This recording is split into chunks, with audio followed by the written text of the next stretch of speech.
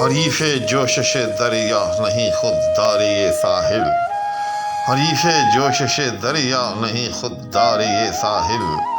جہاں ساقی ہو تو باطل ہے دعویٰ ہوشیاری کا۔ السلام علیکم ناظرین، کیا ہی خوبصورت شعر ہے، کیا ہی زوردار قسم کا شعر ہے،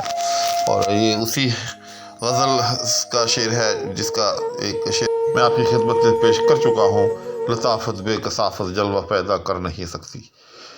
تو ناظرین، غالب کے جو مروجہ دواوین ہیں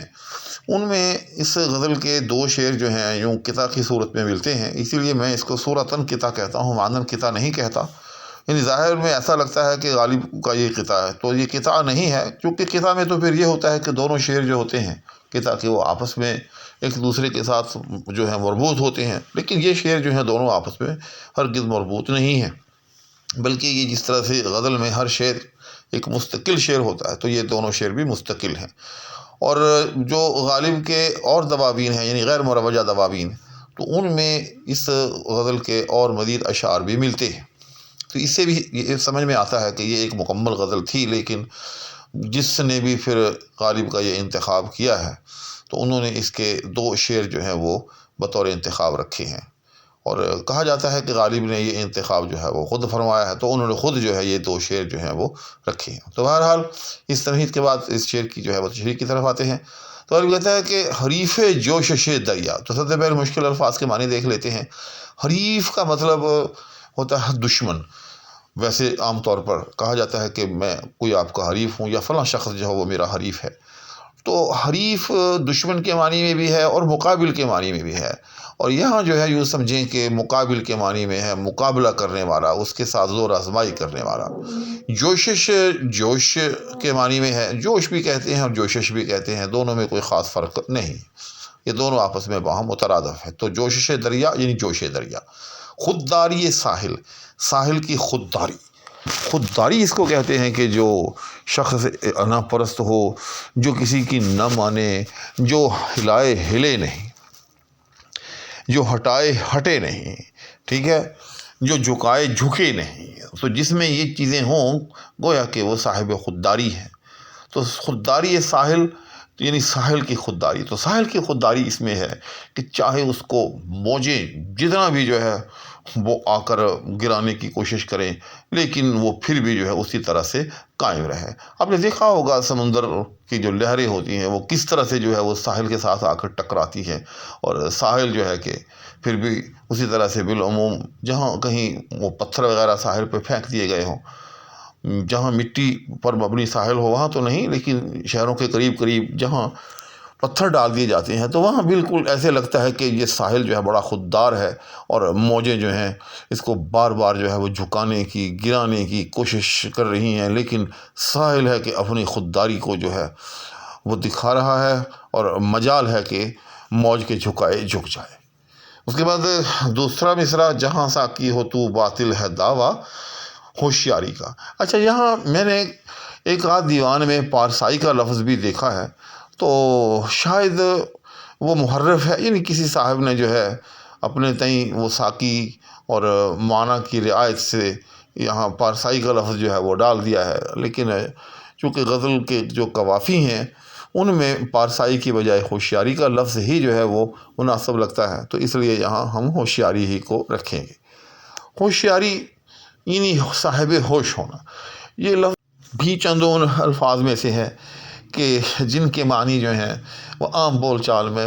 خاصے بدل کر جو ہے وہ رہ گئے ہیں، کیونکہ ہم ہوشیاری جو ہے وہ عام طور پر جو ہے وہ چالاکی کے معنی میں جو ہے وہ بولتے ہیں کہ بھائی زیادہ ہوشیار بننے کی کوشش نہ کریں، بھائی یہاں آپ کی ہوشیاری نہیں چلے گی، بھائی میرے آگے یہ زیادہ ہوشیاری نہ دکھائیں۔ حالانکہ لغوی طور پر ہوشیار یعنی جو صاحب ہوش ہو، جو صاحب ادراک ہو، جو صاحب عقل ہو، تو اس کو جو ہے وہ ہم ہوشیار کہیں گے، ٹھیک ہے۔ اس لغوی و معنوی توجیہ کے بعد اب ہم آتے ہیں شعر کی تفہیم کی طرف۔ تو غالب کہتا ہے کہ حریف جوشش دریا نہیں خوددار یہ ساحل، کہ جب دریا میں طوفان امڑایا ہو، جب دریا جو ہے اپنا جوش دکھا رہا ہو، جب دریا میں طوفان جو ہے وہ اپنے منہ زور طریقے سے چل رہا ہو، تو کیا مجال ساحل کی کہ وہ اس کے آگے کھڑا رہے، اور یہ ایک ایسا منظر ہے کہ جو میں ناچیز نے اپنی آنکھوں سے دیکھا ہے. چونکہ میں نے بچپن، یہ درمیان میں 1 آدھ منٹ آپ کا ضائع کروں گا، میرا بچپن جو ہے وہ دریا کے کنارے پر گزرا ہے. میرا گاؤں جو ہے وہ دریا سے 1.5 کلومیٹر کے فاصلے پر تھا، اور شاید ہی کوئی ایسا دن ہوگا کہ میں نے دریا کے کنارے بیٹھ کر طوفان کا جو ہے وہ اپنی آنکھوں سے نظارہ نہ دیکھا ہو. چنانچہ یہ منظر میں نے خود اپنی آنکھوں سے دیکھا کہ جب دریا میں طغیانی آتی تھی تو پھر ساحل جو ہے وہ گرتا چلا جاتا تھا، جس کو ہم عام زبان میں کٹاؤ کہتے ہیں. پنجابی میں اس کو ڈھا لگنا کہتے تھے، اور اردو میں اس کو کٹاؤ کہتے ہیں. تو کٹاؤ یہی ہوتا ہے کہ جیسے دریا میں طوفان آتا ہے، جب وہ طوفان تیزی سے گزرتا ہے تو اپنے ساتھ جو ہے وہ ساحل کو بہا کر لے جاتا ہے، کناروں کو جو ہے وہ بہا کر لے جاتا ہے. تو میں نے دریا کی طوفان کے سامنے جو ہے وہ ساحل کی خودداری کو یوں سمجھیں کہ ہوا میں تحلیل ہوتے ہوئے خود اپنی آنکھوں سے جو ہے وہ دیکھ رکھا ہے. تو اس مثال کے بعد پھر غالب کہتا ہے کہ جہاں ساقی ہو تو باطل ہے دعویٰ ہوشیاری کا، کہ اے میرے محبوب جس محفل میں تو ساقی ہو تو وہاں پھر کوئی یہ دعویٰ کرے کہ میں اپنے ہوش میں رہوں گا، میرے ہوش پھر بھی باقی رہیں گے، یہ ہو نہیں سکتا. تیرے حسن کے جلوے اور تیرے جمال کے جو لمحات ہیں یہ دیکھ کر یہ کیسے ممکن ہے کہ ایک صاحب دل جو ہے وہ ہوش میں رہے. لہٰذا اگر کوئی یہ دعویٰ کرتا ہے کہ تو بھی محفل میں ہو اور پھر بھی جو ہے وہ صاحب ہوش رہے اور اس کو اپنا ہوش رہے، وہ جو ہے تیری طرف مائل نہ ہو، یہ بالکل غلط دعویٰ ہے. اور یہ ایسے ہی ہے کہ جیسے یہ کہے کوئی کہ دریا میں طوفان آیا اور ساحل جو تھا وہ پھر بھی سلامت رہا. کیونکہ یہ ہو نہیں سکتا کہ جب دریا میں منہ زور طوفان آئے اور ساحل جو ہے پھر بھی صحیح سلامت رہے. بلکہ جیسے میں نے عرض کیا کہ میں نے اپنی آنکھوں سے دیکھا کہ جب دریا میں طوفان آتا تھا تو خوددار یہ ساحل جو ہے وہ لہروں کے ساتھ تحلیل ہوتی ہوئی دکھائی دیتی تھی. ساحل جو ہے وہ آنن فانن جو ہے یقین جانیے وہ پانی کے ساتھ جو ہے وہ پانی میں مل کر ایک طرح سے پانی ہو جاتا تھا.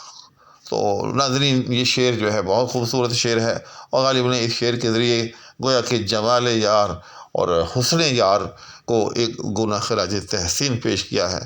کہ اے میرے محبوب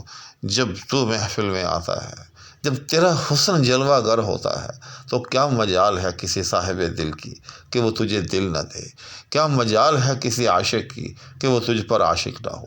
تیرا حسن اور تیرا جمال تو ہوش ربا ہے. یہ جو کہتے ہیں نا ہوش ربا، ربا کا مطلب ہوتا ہے لے جانے والا. تو ہوش ربا یعنی ہوش کو لے جانے والا. تو